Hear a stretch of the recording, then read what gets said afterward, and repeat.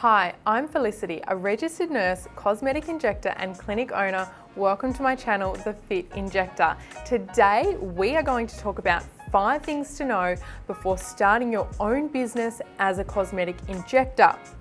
Now, this comes from questions I've been asked on one of my previous videos just recently, which was 5 things to know before becoming a cosmetic injector. Quite a few people who are starting their journey to become a registered nurse, and also those who are already registered nurses or already injectors, reached out to me and they had lots of questions about how to start their own businesses. So here we go. Point number 1, business structure. Are you going to work as a contractor? Are you going to rent rooms? Or are you going to have your own clinic? Personally, where I see the cosmetic injectables industry going in the future is that injectors will work under those 3 structures. Previously, employees were a thing, and that's how I started, but I don't see that being a thing in the future. I see most places, such as the big chain clinics, as they already do, they have their injectors as a contractor. Now, what that involves is you don't have any setup costs, you just walk in and treat clients, and you are paid a percentage of the treatments that you do. When you get started, a lot of those clinics will offer you a daily retainer or an hourly retainer, and that's really nice security for you as you are building your client base. But you do still have to factor in things like your own sick leave, your own holiday leave. You do have to manage your own BAS and tax requirements as well. So you may learn the accounting, but it is good to have a really good accountant to help you with that side of things, just to manage your money really well.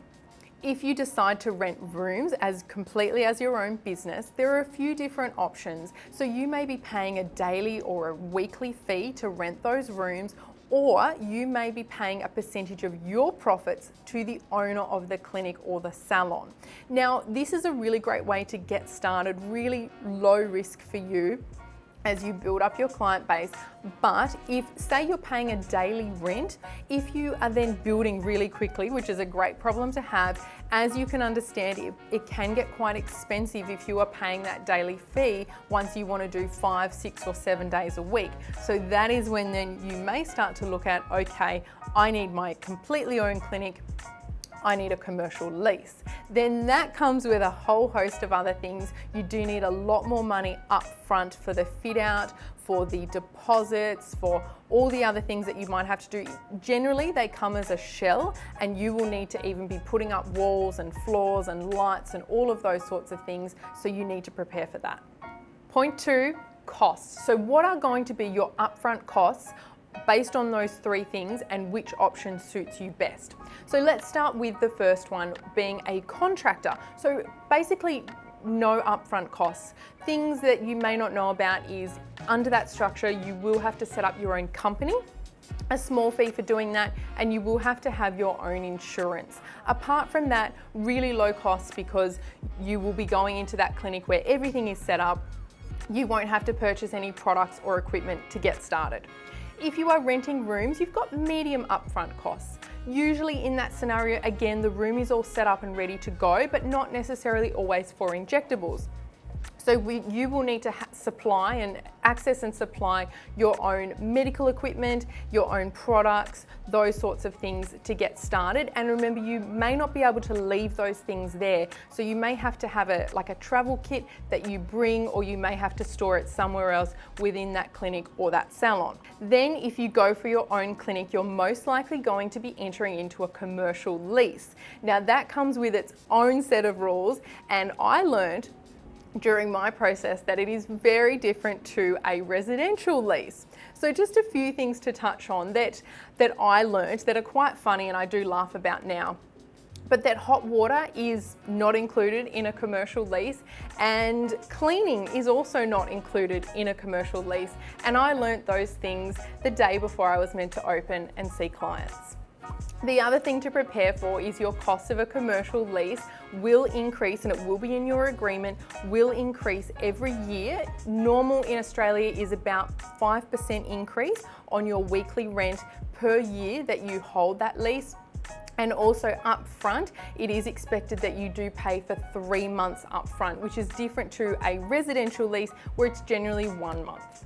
Number 3 are supplies and equipment. So if you are going to be a contractor, this does not apply to that scenario, but if you are going to rent a room or take out your own commercial lease for your own clinic, you will then need to find a prescribing doctor. Now, once you've done that, then you will be able to set up your accounts to order your anti-wrinkle and your dermal filler and any other injectables that you want to offer. And you will also be able to set up your medical supplies account for all your things like your alcohol swabs and your gauze and your syringes and needles and all of those things. My advice here is compare prices. You will have fees to pay for your prescriptions to the doctor. You obviously have to pay for your anti-wrinkle and your dermal filler, and you need to plan for that. So you're going to need money upfront for that and then ongoing. And obviously that's going to happen when you get those clients in. You're going to have that money to reinvest in more product, but you are going to need that bit of reserve upfront to get you started. Also with your medical supplies too, there's no need to over order things. You can get those things in fairly quickly. So just get what you need to get started, and then I recommend for those first few months, just reinvest everything and build things up based on your demand. Point 4 is client base. So now you know where you're going to work, what your business looks like, you're ready to go, now you need clients. Now some of you may already have an existing client base, and that is wonderful because you are ready to open your doors and get started. It's also okay if you don't have a client base. Many of you will be in that position as well, so do not stress about that. There are enough people and enough clinics that you will be busy. So how are you going to get those clients? So I would recommend social media, absolutely, because that is the first place that your potential customers are going to be looking for injectors in their area. It is a place for you to display your work, get your name out there, and get those people that are interested in meeting you to come in.